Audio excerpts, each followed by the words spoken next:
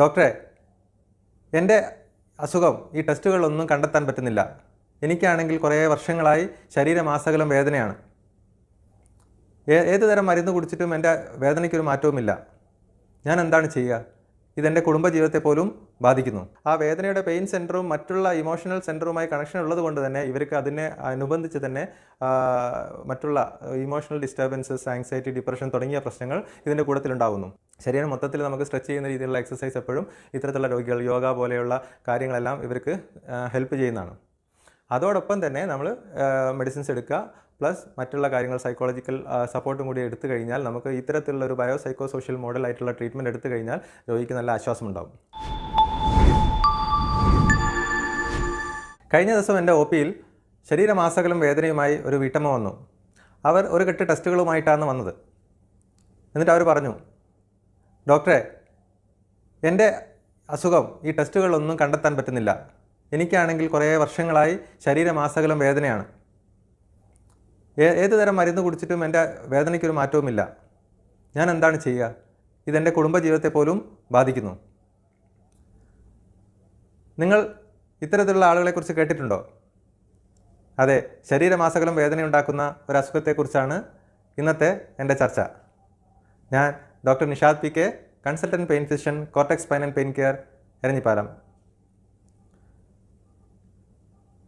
Fibromyalgia എന്താണ് ഈ അസുഖം?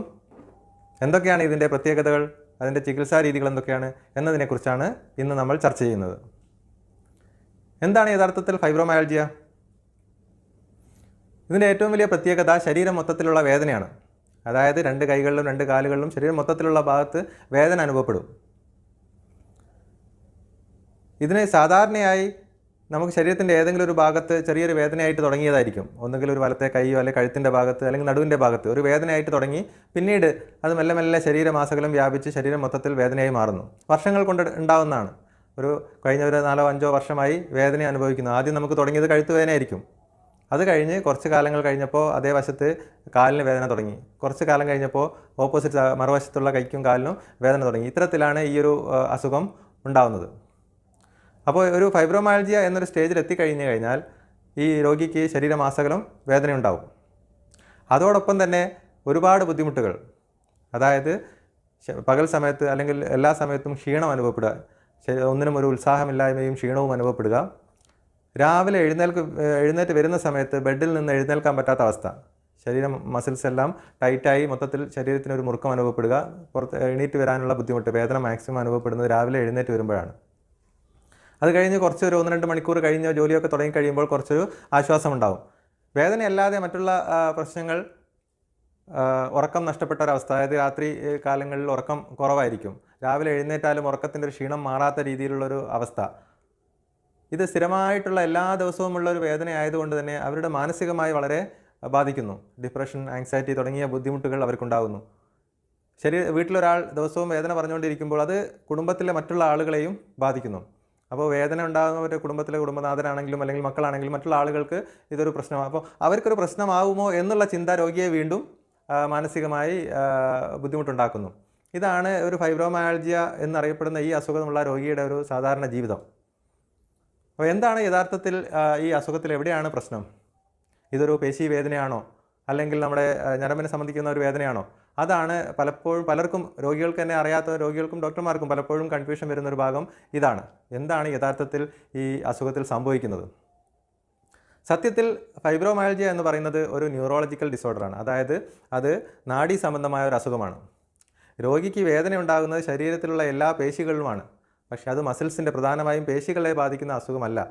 മറിച്ച് അത് തലച്ചോറിൽ നിന്ന്, അതായത് സെൻട്രൽ നെർവസ് സിസ്റ്റം എന്നറിയപ്പെടുന്ന നമ്മുടെ തലച്ചോറും സുഷുമ്നാ നാഡിയും അടങ്ങിയ ഭാഗത്ത് നെർവ്സിനുണ്ടാകുന്ന മാറ്റങ്ങൾ കൊണ്ടുണ്ടാകുന്ന ഒരു അസുഖമാണ് ഫൈബ്രോമയാൾജിയ. അത് തുടങ്ങാൻ കാരണം തുടക്കത്തിൽ ഇതുപോലെ വല്ല പരിക്കുകളോ അല്ലെങ്കിൽ ഏതെങ്കിലും ഒരു മസിൽസിൻ്റെയോ അല്ലെങ്കിൽ ഏതെങ്കിലും ഒരു ഡിസ്കിൻ്റെയോ ഭാഗത്തുണ്ടാകുന്ന ചെറിയ അസുഖമായിട്ടായിരിക്കും തുടങ്ങിയിട്ടുണ്ടാകുക. പക്ഷേ തുടർച്ചയായി നമ്മുടെ ശരീരത്തിൻ്റെ ഏതെങ്കിലും ഒരു ഭാഗത്ത് വേദന അനുഭവപ്പെടുകയും ആ വേദന ഈ നെർവ്സ്, നാഡികൾ വഴി സ്പൈനൽ കോഡിലൂടെ തലച്ചോറിലെത്തുന്നു. അപ്പോഴാണ് നമ്മളൊരു വേദന അറിയുന്നത്. അപ്പോൾ അത് സ്ഥിരമായിട്ടൊരു ഭാഗത്തുനിന്ന് വേദനയുടെ സിഗ്നൽസ് നമ്മൾ തലച്ചോറിലെത്തിക്കഴിഞ്ഞാൽ ആ തലച്ചോറിൻ്റെ ഭാഗത്ത്, വേദന അറിയുന്ന ഭാഗത്തും അതുപോലെ തന്നെ ഈ വേദന കൊണ്ടുപോകുന്ന സുഷുമ്നാ നാഡിയുടെ ഭാഗത്തും ചെറിയ കെമിക്കൽ ചേഞ്ചസ് വരും. അവിടെ ഉണ്ടാകുന്ന ആ മാറ്റത്തിനാണ് സെൻട്രൽ സെൻസിറ്റൈസേഷൻ എന്ന് പറയുന്നത്. അതായത് നമ്മുടെ നെർവ്സ് കൂടുതൽ സെൻസിറ്റീവ് ആവുകയാണ്.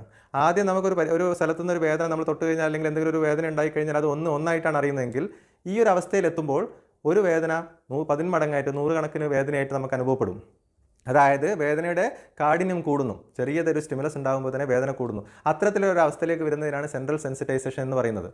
ഇത്തരത്തിൽ ബ്രെയിനിലും സ്പൈനൽ കോഡിലും വരുന്ന മാറ്റങ്ങൾ കൊണ്ടാണ് ഈ ഫൈബ്രോമയാൽജിയ എന്നൊരു അസുഖം ഉണ്ടാകുന്നത്.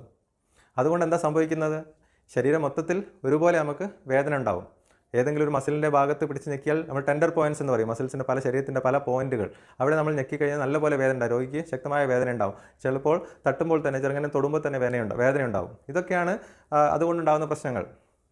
ഇതോടൊപ്പം തന്നെ ഈ കെമിക്കൽ ചേഞ്ചസ് ആ വേദനയുടെ പെയിൻ സെൻറ്ററും മറ്റുള്ള ഇമോഷണൽ സെൻറ്ററുമായി കണക്ഷൻ ഉള്ളത് കൊണ്ട് തന്നെ ഇവർക്ക് അതിനെ അനുബന്ധിച്ച് തന്നെ മറ്റുള്ള ഇമോഷണൽ ഡിസ്റ്റർബൻസസ്, ആങ്സൈറ്റി, ഡിപ്രഷൻ തുടങ്ങിയ പ്രശ്നങ്ങൾ ഇതിൻ്റെ കൂട്ടത്തിലുണ്ടാകുന്നു.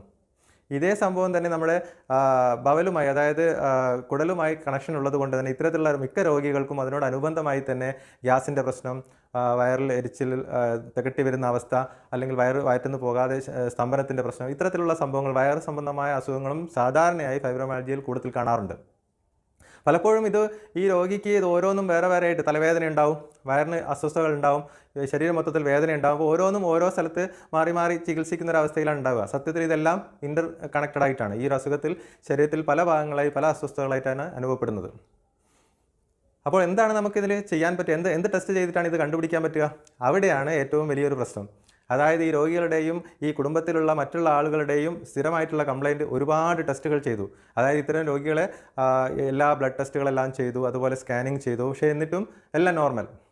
അപ്പോൾ ടെസ്റ്റുകളിലൊന്നും കണ്ടെത്താൻ പറ്റുന്നില്ല എന്നുള്ളൊരു കംപ്ലയിൻറ്റ് സാധാരണയായി എല്ലാ രോഗികളും പറയുന്നൊരു കാര്യമാണ്. അവരുടെ ഏറ്റവും വലിയൊരു സങ്കടം അത് തന്നെയാണ്. അതായത് എൻ്റെ അസുഖം ആർക്കും കണ്ടെത്താൻ പറ്റുന്നില്ല. കാരണം ടെസ്റ്റുകൾ കണ്ടെത്തുന്ന ഇപ്പോൾ ഇതൊരു റിപ്പോർട്ട് കാണിച്ച് ഇതാണ് നിങ്ങളുടെ പ്രശ്നം എന്ന് പറയുമ്പോൾ അവർക്കുണ്ടാകുന്ന ഒരു സാറ്റിസ്ഫാക്ഷൻ ഈ ഫൈബ്രോമയാൽജിയ രോഗികൾക്ക് കിട്ടില്ല. കാരണം വെച്ചാൽ അത് ടെസ്റ്റുകളിലൂടെ കണ്ടെത്താൻ പറ്റുന്ന ഒരു അസുഖമല്ല.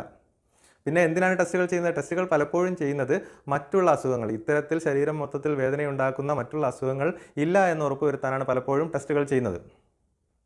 അത് ഉദാഹരണമായി പറയുകയാണെങ്കിൽ വാദസംബന്ധമായ ചില അസുഖങ്ങൾ, സീറോ നെഗറ്റീവ് സ്പോണ്ടൈൽ ആർത്രൈറ്റിസ് എന്ന് പറയുന്ന അസുഖത്തിന് ശരീരത്തിൽ പല ജോയിൻറ്റുകളിലും പല ഭാഗങ്ങളിലായിട്ട് വേദന വരാം. അപ്പോൾ അത്തരത്തിലുള്ള ചില അസുഖങ്ങൾ നമുക്ക് കൃത്യമായി ഈ വാദസംബന്ധമായ ചില അസുഖങ്ങൾ ഇല്ല എന്ന് ഉറപ്പുവരുത്തൽ പ്രധാനമായി ആവശ്യമുള്ള കാര്യമാണ്. അപ്പോൾ അത്തരത്തിലുള്ള ഈ അസുഖങ്ങളൊന്നും ഇല്ല എന്നുള്ള ആവശ്യത്തിന് വേണ്ടി മാത്രമാണ് ഈ ഫൈബ്രോമയാൽജിയ പോലെയുള്ള സിംറ്റംസ് ഉള്ള ആളുകളിൽ ടെസ്റ്റുകൾ ചെയ്യുന്നത്. അല്ലാതെ ഈ ഫൈബ്രോമയാൽജിയ നമുക്കൊരു ടെസ്റ്റിലൂടെ കണ്ടെത്താൻ പറ്റില്ല. കൺഫേം അപ്പോൾ പലപ്പോഴും മറ്റുള്ള ഈ ക്ലിനിക്കലി ഒരു രോഗിയെ പരിശോധിക്കുമ്പോൾ കിട്ടുന്ന ഈ ഹിസ്റ്ററി മറ്റുള്ള കാര്യങ്ങളും വെച്ചിട്ട് ആണ് ഫൈബ്രോമയാൽജിയ നമ്മൾ ഡയഗ്നോസ് ചെയ്യുന്നത്. അപ്പോൾ മറ്റുള്ള ടെസ്റ്റുകളെല്ലാം മറ്റുള്ള അസുഖങ്ങൾ റൂൾ ഔട്ട് ചെയ്യാൻ വേണ്ടി മാത്രം ഉപയോഗിക്കുന്നതാണ്. രണ്ടാമത് മറ്റൊരു പ്രശ്നം രോഗി അനുഭവിക്കുന്നത്, ഇത് ചികിത്സിച്ചിട്ട് മാറുന്നില്ല, അല്ലെങ്കിൽ മരുന്ന് കഴിക്കുന്നതല്ലാതെ മരുന്ന് കഴിക്കുമ്പോൾ കുറച്ച് കുറയും, നിർത്തുമ്പോൾ വീണ്ടും വരും, ഇത്തരത്തിലുള്ള ഒരു പ്രശ്നം സ്ഥിരമായിട്ട്. അപ്പോൾ ഞാൻ മരുന്ന് കഴിച്ചുകൊണ്ടിരിക്കുമ്പോൾ നല്ല സുഖം ഉണ്ടായിരുന്നു, പക്ഷേ ഞാൻ നിർത്തിയപ്പോൾ വന്നു. അപ്പോൾ ഇതെന്തുകൊണ്ടാണ് ഇത്തരത്തിലുള്ള പ്രശ്നം വരുന്നത്? ഇത് ഞാൻ പറഞ്ഞ പോലെ ഈ നെർവ് സംബന്ധമായ ഒരു അസുഖമായതുകൊണ്ട് തന്നെ കുറച്ച് ട്രീറ്റ്മെൻറ്റ്, ഒരുപാട് സമയം എടുക്കുന്ന ട്രീറ്റ്മെൻറ്റ് ആയിരിക്കും. സാധാരണ രീതിയിൽ 1-2 മാസം കൊണ്ട് നമുക്ക് പൂർണ്ണമായി മാറ്റാൻ പറ്റുന്ന രീതിയിലുള്ള ഒരു അസുഖമല്ല ഫൈബ്രോമയാൽജിയ. അപ്പോൾ അതിൻ്റെ ചികിത്സയിൽ നമുക്ക് ഇത്തരത്തിലുള്ള കാര്യങ്ങൾ, അതായത് ഒരു മൾട്ടി ഡിസിപ്ലിനറി ട്രീറ്റ്മെൻറ്റ് എന്നാണ് നമ്മളിതിന് പറയുന്നത്. എന്തുകൊണ്ടാണെന്ന് വെച്ചാൽ ഞാൻ നേരത്തെ പറഞ്ഞ പോലെ ഇത് പല ഭാഗങ്ങളെയും, അതായത് സൈക്കോളജിക്കൽ പാർട്ട് കുടുംബത്തിനെ ബാധിക്കുന്നുണ്ട്, അതുപോലെ തന്നെ ശരീരത്തെയും ബാധിക്കുന്നുണ്ട്. ഇത് മൂന്നും കൂടി ഉണ്ടാകുമ്പോൾ പലപ്പോഴും ഇത്തരത്തിലുള്ള ആളുകൾ കുറച്ചു കാലം മാറാതെ വേദനയാകുമ്പോൾ നമ്മൾ ഒരുപാട് അബ്യൂസ് ഇവർക്ക് ഉണ്ടാവും. അതായത് ഒരു സൈക്കോളജിക്കൽ പെയിനായിട്ട് തെറ്റിദ്ധരിക്കും. ഇത് എല്ലാവരും നിനക്ക് ഒന്നുമില്ല, ടെസ്റ്റൊക്കെ നോർമലാണ്, നിനക്ക് വട്ടാണ്, അല്ലെങ്കിൽ നിൻ്റെ തലയിലാണ് എല്ലാ അസുഖവും എന്നുള്ള കമൻറ്റ്സ് അവർക്ക് സ്ഥിരമായിട്ട് കേൾക്കും. അത് ശരിക്കും മറ്റുള്ള കൂടുതൽ ഇത് ആഘാതം പിന്നെയും കൂട്ടുകയാണ്. കൃത്യമായി അവരുടെ തലച്ചോറിൽ നടക്കുന്ന കെമിക്കൽ രാസവസ്തുക്കളുടെ ചേഞ്ചസ് കാരണം ഉണ്ടാകുന്ന ഒരു അസുഖമാണ്. പക്ഷേ ടെസ്റ്റുകളിൽ കണ്ടെത്താത്തതുകൊണ്ട് മാത്രം അവർക്കുണ്ടാകുന്ന ബുദ്ധിമുട്ടുകളാണിത്. അപ്പോൾ കൃത്യമായിട്ട് ഈ ഒരു എല്ലാ കമ്പോണൻസും ഉള്ളത് കൊണ്ട് തന്നെ ഇത്തരത്തിലുള്ള രോഗികളെ ചികിത്സിക്കുമ്പോൾ നമുക്ക് മൾട്ടി ഡിസിപ്ലിനറി ട്രീറ്റ്മെൻറ്റാണ് ഇതിനാവശ്യം വരുന്നത്. അതായത് നമുക്ക് മെഡിസിൻസ് വേണ്ടി വരും. ഈ നെർവ് സംബന്ധമായ പ്രശ്നങ്ങൾ ശരിയാക്കാൻ വേണ്ടി മെഡിസിൻസ് വേണ്ടി വരും. അതോടൊപ്പം തന്നെ ഫിസിയോതെറാപ്പി പോലെയുള്ള ട്രീറ്റ്മെൻറ്റ്, ഒക്യുപേഷണൽ തെറാപ്പി, ഫിസിയോതെറാപ്പി പോലെയുള്ള കാര്യങ്ങൾ വേണ്ടി വരും. അതായത് ആ ശരീരത്തിലെ മസിൽസ് റിലാക്സ് ചെയ്യാനും മറ്റുള്ള കാര്യങ്ങൾ, മസിൽസിൻ്റെ ശക്തി, പേശി ശക്തി ഇമ്പ്രൂവ് ചെയ്ത് കൊണ്ടുവരാനും അത്തരത്തിലുള്ള ഇത് ആവശ്യം വരും. കൂടെ നമുക്ക് സൈക്കോതെറാപ്പി, സൈക്കോളജിസ്റ്റിൻ്റെ സഹായം ആവശ്യം വരും. അതായത് ഈ കോഗ്നിറ്റീവ് ബിഹേവിയറൽ തെറാപ്പി പോലെയുള്ള ട്രീറ്റ്മെൻറ്റ് വഴി നമുക്ക് അവർക്കുണ്ടായ മാനസിക പ്രശ്നങ്ങൾ, അല്ലെങ്കിൽ മാനസികമായിട്ടുണ്ടാകുന്ന ബുദ്ധിമുട്ടുകൾ ഇതിൽ നിന്ന് മാറ്റിക്കൊണ്ടുവരാൻ പറ്റും. അപ്പോൾ ഇത്തരത്തിൽ പല ആംഗിളിൽ നിന്നും നമ്മൾ ട്രീറ്റ്മെൻറ്റ് എടുക്കുമ്പോഴാണ് ഈ രോഗിക്ക് മാക്സിമം ബെനിഫിറ്റ് കിട്ടുന്നത്. അത്തരത്തിലുള്ള ട്രീറ്റ്മെൻറ്റ് എടുക്കുന്ന സെൻറ്ററുകൾ കുറവായതുകൊണ്ടും അത്തരത്തിൽ ഈവൻ സൈക്കോളജിസ്റ്റിനെ കാണാം എന്ന് പറഞ്ഞാൽ പോലും പല രോഗികളും വില്ലിങ് അല്ലാത്തത് കൊണ്ടുമാണ് നമുക്ക് യഥാർത്ഥത്തിൽ ഈ അസുഖത്തിന് പെട്ടെന്നൊരു മാറ്റം അല്ലെങ്കിൽ നല്ല രീതിയിലൊരു ശമനം കിട്ടാതെ പോകുന്നത് അതുകൊണ്ടാണ്. അപ്പോൾ എന്താണ് നമുക്ക് ഇതിൽ ചെയ്യാൻ പറ്റുന്നത്? രോഗിക്ക് തന്നെ ഒരുപാട് കാര്യങ്ങൾ ചെയ്യാൻ പറ്റും. ഒന്നാമത്തത്, ഈ അസുഖം എന്താണ്, അതിൻ്റെ പത്തോഫിസിയോളജി ഞാൻ നേരത്തെ പറഞ്ഞാൽ എന്തുകൊണ്ടാണ്, എങ്ങനെയാണ് വരുന്നത് എന്ന് മനസ്സിലായി കഴിഞ്ഞാൽ അതാണ് ഏറ്റവും പ്രധാനം. അതായത് ഇതൊരു ശരീരത്തിന് പലർക്കും ഇത് ക്യാൻസർ ആണോ അല്ലെങ്കിൽ മറ്റുള്ള അസുഖമാണോ, എൻ്റെ വേദന എന്താ മാറാത്തത് എന്നുള്ളൊരു പേടി ഉണ്ടാവും. അതാണ് നമ്മൾ ആദ്യം മാറ്റേണ്ടത്. അതായത് ഇത് ശരീരത്തിന് ഭീഷണിയായിട്ടുള്ളൊരു അസുഖമല്ല, ഇത് കൂടിയിട്ട് വേറെ എന്തെങ്കിലും ആയി മാറും, അങ്ങനത്തെ പേടിക്കൊന്നും വേണ്ട. പക്ഷേ ഇത് വേദന ഉണ്ടാക്കുന്നുണ്ട്, ശക്തമായ വേദന ഉണ്ടാക്കുന്നുണ്ട്. അപ്പോൾ നമുക്ക് വേദന മാറ്റണം. പക്ഷേ ആദ്യം നമ്മൾ മനസ്സിലാക്കേണ്ടത് ഇത് ശരീരത്തിനോ ജീവനോ ഭീഷണിയായിട്ടുള്ള ഒരു അസുഖമല്ല. അപ്പോൾ പിന്നെ നെക്സ്റ്റ് സ്റ്റെപ്പ് നമ്മൾ ഇതിൽ നിന്ന് എങ്ങനെ പുറത്ത് കിടക്കണം എന്നുള്ള രീതിയിലാണ്. അപ്പോൾ അതിന് നമുക്ക് മെഡിസിൻസ് വേണം. എന്ത് തരത്തിലുള്ള മെഡിസിനാണ്? അതായത് നെർവിൻ്റെ പ്രശ്നങ്ങൾ മാറ്റുന്ന രീതിയിലുള്ള മെഡിസിൻസ് നമ്മൾ കുറച്ച് കണ്ടിന്യൂസ് ആയിട്ട് എടുക്കേണ്ടി വരും. ചെറിയ ഡോസിൽ തുടങ്ങി മെല്ലെ മെല്ലെ കൂട്ടി കൊണ്ടുവന്നിട്ട് ഒരു ലെവലിലെത്തുമ്പോൾ നല്ലപോലെ മാറ്റം ഉണ്ടാവും. എങ്കിൽ വേദന സംഹാരികൾ കഴിച്ചിട്ടല്ല ഇതിൽ നമ്മൾ ചികിത്സിക്കുന്നത്. വേദന സംഹാരികൾ കഴിക്കുന്നതുകൊണ്ട് ഇതിന് മെച്ചം ഉണ്ടാവില്ല. അതിനേക്കാൾ കൂടുതൽ ഇത്തരത്തിലുള്ള മെഡിസിനാണ് നമുക്ക് വേണ്ടി വരിക. പിന്നെ അതിൻ്റെ കൂടുതൽ നമ്മൾ ഫിസിയോതെറാപ്പി, അതുപോലെ എക്സസൈസ് പോലെയുള്ള കാര്യങ്ങൾ, വ്യായാമം പോലുള്ള കാര്യങ്ങൾ. വ്യായാമം എന്ന് പറയുമ്പോൾ നമ്മൾ ചെറിയ രീതിയിലുള്ള എക്സസൈസ്, അതായത് ഇത്തരത്തിലുള്ള രോഗികൾ ചെറിയ നടത്തം, മോർണിംഗ് വാക്ക്, കൈ വീശി ഒന്ന് നടന്നു കഴിഞ്ഞാൽ തന്നെ ഒരുപാട് മാറ്റം ഉണ്ടാവും. നമ്മൾ മസിൽസ് എല്ലാം ഒന്ന് റിലാക്സ് ആകുമ്പോൾ തന്നെ ഒരുപാട് മാറ്റം ഉണ്ടാവും. അതുപോലെ തന്നെ എയറോബിക് എക്സസൈസ് അല്ലെങ്കിൽ നീന്തൽ പോലെയുള്ള എക്സസൈസ്, ഇത്തരത്തിലുള്ളത് ഈ രോഗികൾക്ക് പ്രയോജനം ചെയ്യും. ശരീരം മൊത്തത്തിൽ നമുക്ക് സ്ട്രെച്ച് ചെയ്യുന്ന രീതിയിലുള്ള എക്സസൈസ് എപ്പോഴും ഇത്തരത്തിലുള്ള രോഗികൾ, യോഗ പോലെയുള്ള കാര്യങ്ങളെല്ലാം ഇവർക്ക് ഹെൽപ്പ് ചെയ്യുന്നതാണ്. അതോടൊപ്പം തന്നെ നമ്മൾ മെഡിസിൻസ് എടുക്കുക, പ്ലസ് മറ്റുള്ള കാര്യങ്ങൾ സൈക്കോളജിക്കൽ സപ്പോർട്ടും കൂടി എടുത്തു കഴിഞ്ഞാൽ നമുക്ക് ഇത്തരത്തിലുള്ള ഒരു ബയോ സൈക്കോ സോഷ്യൽ മോഡലായിട്ടുള്ള ട്രീറ്റ്മെൻറ്റ് എടുത്തു കഴിഞ്ഞാൽ രോഗിക്ക് നല്ല ആശ്വാസം ഉണ്ടാകും. ഫൈബ്രോമയാൾജിയെക്കുറിച്ച് ചെറിയ കാര്യങ്ങൾ, ഇത് മൊത്തത്തിൽ പറയാൻ ഒരു വീഡിയോ മതിയാവില്ല. പക്ഷേ എന്നാലും അതിൻ്റെ മെക്കാനിസം, ബേസിക്കായി എന്താണ് പ്രശ്നമെന്ന് നിങ്ങൾക്ക് മനസ്സിലായി എന്ന് ഞാൻ കരുതുന്നു. വേദന ഉണ്ടാക്കുന്ന മറ്റുള്ള അസുഖങ്ങളുടെ വിശേഷങ്ങളുമായി ഞാൻ വീണ്ടും വരാം. നന്ദി.